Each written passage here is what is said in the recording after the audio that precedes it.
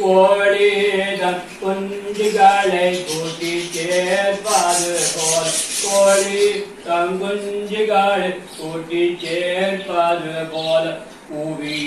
அழைக்கிறார் ஜீவன் தந்த ரட்சகர் கூவி